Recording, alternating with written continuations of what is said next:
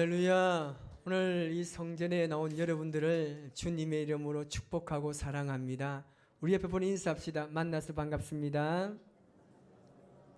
자, 우리 한 번 더 합시다. 당신은 가장 소중한 사람입니다. 어떤 분이 어머니의 수술을 위해서 병원을 찾았습니다. 이 간호사가 그분에게 이제 수술에 대해서 안내해 줍니다. 어머니의 이 무릎 인공관절 수술을 할 수 있는 두 가지의 방법이 있습니다. 그 하나는 의사 선생님께서 직접 집도하시는 수술 방법이 하나 있고, 또 하나는 로봇이 집도하는 방법이 하나 있습니다. 참고로 로봇이 집도할 경우에는 300만 원의 비용이 더 들게 됩니다 라고 안내를 해줍니다. 여러분 과연 어떤 것을 선택하겠습니까? 아직까지 의사 선생님인가 아니면 로봇인가요? 이 아들이 이 안내를 받고 난 이후에 이 선택에 대해서 그렇게 오랜 시간 고민하지 않았습니다. 로봇으로 집도해 주세요 라고 이야기합니다. 이 병원의 의사 선생님은 이 인공관절 수술에 대해서는 아주 명성이 자자하지만 아들은 완벽하게, 그리고 실수하지 않고 피곤해하지도 않는 냉철하게 판단하고 이 수술할 수 있는 이 로봇 의사를 선택한 것입니다. 비단 이 이야기는 의사에게만 해당되는 것이 아닙니다. 이미 많은 분야에서 사람들은 경쟁력을 잃어서 그 자리를 AI라는 인공지능 시스템에게 내어주고 말았습니다. 요즘은 AI 시대라고 이야기합니다. 인공지능이라는 이 시스템은 인간이 가지고 있는 이 지적 능력을 컴퓨터를 통해서 구현해내는 것을 말합니다. 우리의 삶 깊숙이 지금 들어와 있습니다. 그런데 창의성을 발휘해야 하는 일자리는 인공지능이 쉽게 넘보지 못한다고 생각할 수 있지만, 최근에는 이 소설 쓰기, 작곡 등 창의적인 영역에도 AI가 자리를 차지하고 있다는 사실입니다.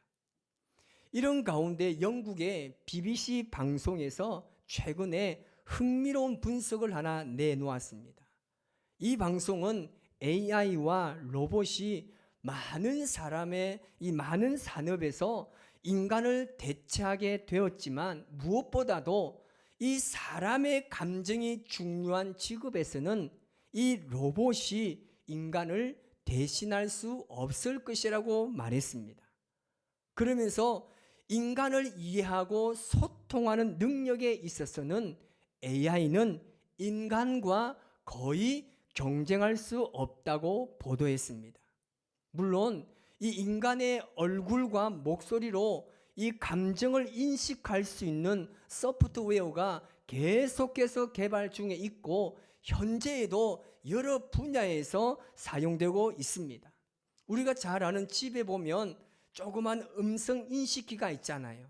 아리아라든지 요즘 휴대폰에 보면 빅스비라고도 있습니다. 그리고 요즘에 자동차가 나올 때 보면 그 안에 뭐가 있냐면 음성 인식 시스템이 다 있습니다. 그래서 이제는 음성으로 말을 하면 전화를 걸 수 있고 다른 프로그램을 우리가 작동시킬 수 있습니다. 그래서 제가 차를 타고 한번 음성 인식을 눌러봅니다. 눌러서 제가 이야기하죠. 하이, 오늘 기분 어때? 이라면 여기서 이 여자가 뭐라고 이야기하냐면, 당신의 목소리를 들으니 오늘 좋은 일이 있을 것 같아요, 이러는 거예요. 제가 짓궂게 한 번씩 물어보죠. 야, 이 바보야, 야, 이 멍충아, 이라면 얘가 뭐라고 하느냐면, 제가 잘 이해하지 못했어요. 장량동의 지금 날씨는 이러면서 이 동문서답을 하는 것입니다. 이렇듯이 이 사람의 감정까지는 완벽하게 컨트롤하지 못합니다. 여러분, 하나님과 인간 사이를 이어주는 절대 근접할 수 없는 고유의 특성이 있습니다. 그것이 뭐냐? 바로 하나님의 형상입니다. 우리는 하나님의 대리자로 다른 피조물을 다스릴 수 있는 지적 능력을 가지고 있습니다. 이것은 그 어떤 것도 근접할 수 없는 영역입니다. 초대교회를 살펴보면 당시의 세상 사람들이 초대교회 성도들을 향해서 정말 저 집단은 이상한 집단이고 이상한 사람이라고 이야기했습니다. 왜냐하면 자신들과 너무 다른 거예요. 그들이 하나님께 드리는 예배나 그리고 교리들, 그리고 그 성도들의 행동이나 그들이 읽는 책들을 보면 자신들의 문화와 그들의 일상의 삶이 너무나 다르기 때문입니다. 그렇다고 해서 특별히 잘못되어 있는 흠을 찾아보려고 해도 흠을 찾아볼 수가 없었습니다. 그들은 자신들이 이해할 수 없는 무엇인가가 그들에게 있다는 사실을 느꼈습니다. 이러한 부분들이 그들로 하여금 정말 이 기독교가 정확하게 무엇인가라고 생각하게 하고 고민하게 했던 것입니다. 분명한 것은 이 로마인들의 눈에 이 기독교라는 이 종교는 굉장히 낯설어 보였습니다. 실제로 그 당시 초대교회 성도들이 읽던 책들을 보면 이들이 책을 굉장히 좋아했습니다. 이 책들을 보면 이 기독교는 철학에 가깝다고 그들이 이야기합니다. 결과적으로 기독교를 비판하는 많은 사람들은 기독교를 가지고 어떤 학파처럼 학문에 불과한 것으로 취급해 버렸습니다. 이것은 초대교회 성도들의 이 자신들만의 고유의 특성인 하나님의 자녀라는 사실을 읽지 않았기 때문에 가능한 일입니다. 그들은 기독교의 이 고유성을 지키는 데 있어서 최선을 다하고 엄청나게 많은 노력을 하면서 심지어는 목숨도 아까워하지 않았다는 거죠. 이런 의미에서 오늘 본문의 말씀을 보고자 합니다. 우리가 성경에서 힘을 상징할 때 누구를 이야기하십니까? 따라합시다. 삼손입니다. 삼손은 일반 사람들이 가질 수 없고 알 수도 없는 무엇인가를 지니고 있는 사람이었습니다. 그는 젊은 사자가 그를 덮치려고 할 때 마치 염소 새끼를 찢듯이 찢어버렸습니다. 블레셋 사람들이 그에게 쳐들어올 때 심지어 삼손이 온몸이 묶여있는 상태에서도 나루 특별로 1000명을 죽였던 사람입니다. 이런 삼손을 감당하기 힘들었던 블레셋 사람들은 그 힘이 도대체 어디서 나오는지 무엇으로 말미암는지를 궁금했던 거죠. 그래서 삼손이 사랑하는 이 여자 드릴라에게 그의 힘의 근원이 어디서 나오는지를 알려달라는 겁니다. 그러면 우리가 거액을 주겠다고 이 여인을 매수합니다. 드릴라는 이 삼손의 힘의 근원이 어디에 있는지 찾으려고 갖은 노력을 했지만 찾지 못했습니다. 어느 날 드릴라가 이 용기를 내서 삼손에게 이야기합니다. 이 당신의 힘이 도대체 어디서 나오는지, 이 큰 힘이 어디로 말미암았는지 그 비밀을 좀 나에게 가르쳐 주세요. 어떻게 하면 내가 당신을 묶어서 꼼짝 못하게 결박시킬 수 있는지 제게 좀 가르쳐 주세요 라고 이야기합니다. 여러분, 이 질문이 정상적이라고 생각하십니까? 그런데 삼손은 지금 이 드릴라가 하는 말이 지금 농담이구나 라고 생각한 거죠. 그래서 그에게 대답합니다. 마르지 않는 새 활줄 7으로 나를 묶으면 내 힘이 빠져서 일반 사람들과 똑같이 된다라고 이야기합니다. 삼손은 이 위험한 질문을 가지고 장난을 치게 됩니다. 재미삼아 거짓말로 대답하며 이 상대방을 놀리기 시작합니다. 지금 이 말을 듣자 그 드릴라 집안에 매복하고 있던 블레셋 방백들이 이 여인에게 그 7줄을 줍니다. 그리고 이 드릴라는 그 줄을 가지고 삼손을 묶죠. 묶을 때 그냥 묶겠습니까? 잘 때 떠오르니 주고 봐라 이래서 묶었겠어요? 아니죠. 아이고 한번 돌려볼까요? 아이고 덩치도 좋네요 하면서 7바퀴 돌렸겠죠. 그때 이 드릴라가 기가 막히게 연기를 합니다. 삼손 지금 큰일 났다는 거야. 블레셋 방백들이 지금 당신을 잡으려고 지금 여기 쳐들어온다는 거예요. 그러자 삼손이 마치 실을 끊듯이 묶여있는 줄을 다 끊어버렸습니다. 삼손은 장난과 농담으로 일관했습니다. 그러자 드릴라가 이제 화를 내면서 이야기하는 거예요. 당신은 지금 나를 희롱하고 있어요. 아니 그것도 3번이나 거짓말하고 당신 정말 나를 사랑하는 맞아요? 당신 나를 사랑하지 않는군요. 막 이러면서 이야기하는 거예요. 처음에는 삼손이 얼렁뚱땅 대충 이야기했지만 그의 말을 듣자 마음이 불편해지기 시작했습니다. 1번, 2번, 3번 집요하게 재촉하고 매달리는 그녀를 이길 수 없었던 삼손은 그 힘의 근원이 머리카락에 있다고 이야기합니다. 그 결과 어떻게 되었습니까? 그 힘이 그만 그 능력을 잃어버리고 말았습니다. 삼손은 진심으로 이 드릴라를 사랑했지만 드릴라는 삼손을 이용했던 것입니다. 여러분, 사람은 누구나 자신이 가지고 있는 힘을 의지하며 살기 마련입니다. 어떤 사람은 돈이 힘이라고 말합니다. 어떤 사람은 지식이 힘이라고 말하고 권력과 명예가 힘이라고 이야기하는 사람이 있습니다. 내가 가지고 있는 이 재능이 힘이라고 생각하고 살아가는 사람이 있습니다. 여러분, 이런 것들은 누구나 가질 수 있고 최선을 다하고 열심히 하면 소유할 수 있는 것입니다. 우리 그리스도인들은 그 누구도 알 수 없고 가질 수 없는 세상 사람들이 궁금해하는 힘이 필요합니다. 그것이 바로 성령의 능력인 것입니다. 여러분, 삼손은 머리카락이 잘리면서 힘을 잃고 말았습니다. 우리가 여기서 생각해 보아야 할 것이 있습니다. 정말 삼손이 가지고 있었던 그 힘의 근원이 머리카락에 있었느냐 하는 것입니다.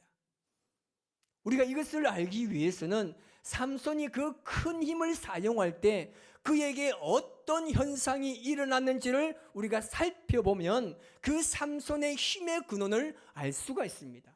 먼저는 그 젊은 사자가 그에게 덤빌 때 염소 새끼를 찢듯이 찢었을 때 삼손에게 일어났던 현상입니다.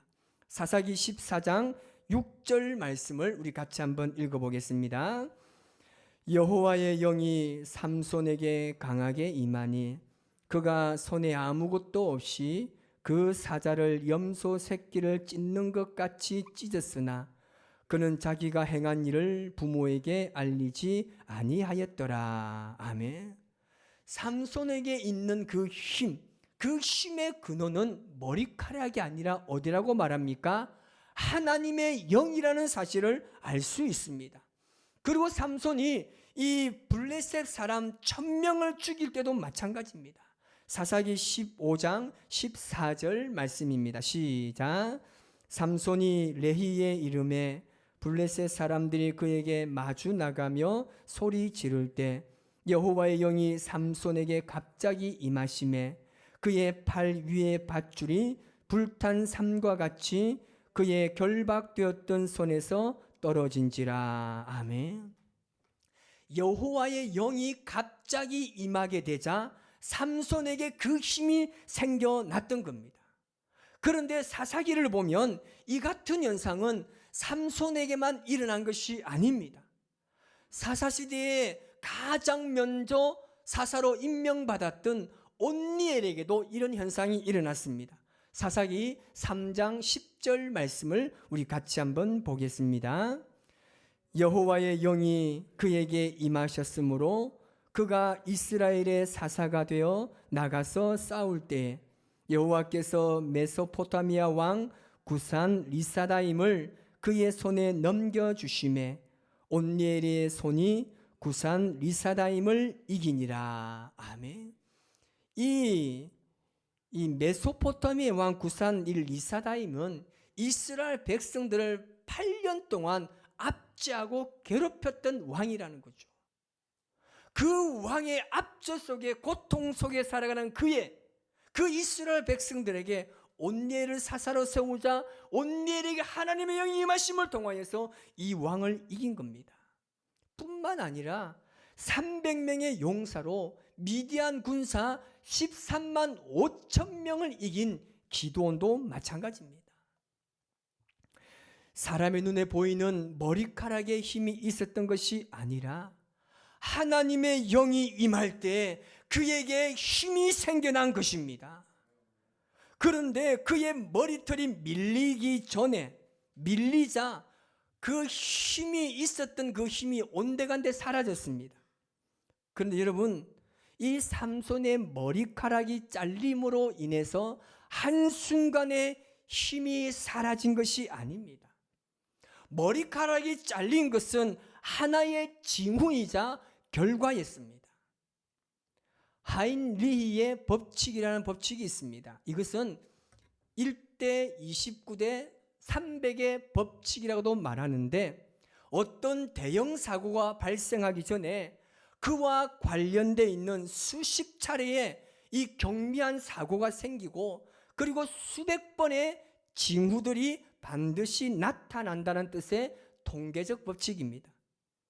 이 문제를 근본적으로 해결하지 않으면 얼마 지나지 않아서 큰 대형 사고가 발생할 수 있다는 겁니다. 이렇게 볼 때 삼손은 지금까지 하나님께 기름 부음을 받고 세우신 사사로서 그가 자신이 지어왔던 죄를 방관했습니다. 호색하고 나시린이 지켜야 할 3가지가 있었습니다. 절대 독주를 마시지 말아야 했고, 머리카락을 자르면 안 되고, 시체를 만지면 안 되는 것이 바로 나시린입니다. 구별된 사람입니다. 그런데 삼손은 이 모든 3가지를 다 범하고 말았습니다. 그는 이 죄를 가지고 하나님께 회개한 적이 없습니다. 늘 방관하며 살았습니다. 그리고 그 죄에 대한 결과를 온몸으로 받아야만 했습니다. 여러분, 교회와 그리스도인들은 세상과 다른 힘, 세상을 이길 수 있는 힘을 가지고 살아야 합니다. 주변 사람들이 나를 보면서 도대체 저 사람 속에는 무엇이 있길래 저렇게 행복할까? 도대체 저 사람 속에 무엇이 있길래 저렇게 항상 웃으면서 다니고 있을까? 이렇게 궁금해할 수 있는 그런 힘이 우리에게 있어야 합니다. 교회가 재정 능력이나 사람의 숫자라는 힘으로는 세상을 절대 이길 수 없습니다. 왜냐하면 그들이 이미 오히려 우리보다 더 많은 것을 가지고 살고 있기 때문입니다. 세상 사람들이 그 어떤 방법으로도 가질 수 없고 흉내낼 수 없는 그런 힘이 오늘 우리에게 필요한 것입니다. 지금 포항 우리 교회와 우리들에게 바로 이런 힘이 절대적으로 필요한 시대입니다. 여러분, 왜 하나님께서 세우신 교회가 세상의 조롱거리가 되어야 합니까? 왜 나를 위해서 십자가 지신 그 예수님의 십자가가 사람들에게 짓밟혀야 합니까? 거대한 예배당이나 엄청난 재정 능력을 가진 교회, 수만 명이 모이는 교회가 없어서가 아닙니다. 비록 소수의 사람들이 모인다 할지라도 그리스도인들의 예배와 삶이 생동감이 있고 우리의 삶의 감격과 감동으로 말미암아 행복이 넘치는 교회의 모습을 본다면 세상은 궁금해할 것입니다. 여러분, 잃어버리고 난 이후에 잃어버린 것이 얼마나 큰 하나님의 은혜를 깨닫는 것처럼 어리석은 일이 어디 있겠습니까? 오늘 말씀을 한 줄 읽고 마칠까 합니다. 사사기 16장 20절 하반절 말씀입니다. 같이 읽겠습니다. 삼손이 잠에서 깨며 이르기를 내가 전과 같이 나가서 몸을 떨치리라 하였으나 여호와께서 이미 자기를 떠나신 줄을 깨닫지 못하였더라. 아멘.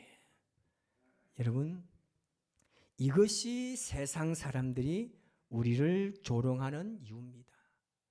하나님을 떠나, 하나님의 영이 떠나 있음에도 불구하고 하나님의 영이 내게 있는 것처럼 살아가는 것, 이것이 가장 문제입니다. 이렇게 되면 세상에 나아가서 능력을 발휘할 수도 없고 세상을 감동시키거나 영향력을 미칠 수 없습니다. 여러분, 우리에게 하나님의 영이 떠나면 아무것도 할 수 없는 존재입니다. 세상을 향해서 그 어떤 힘도 능력도 우리가 행할 수가 없는 겁니다.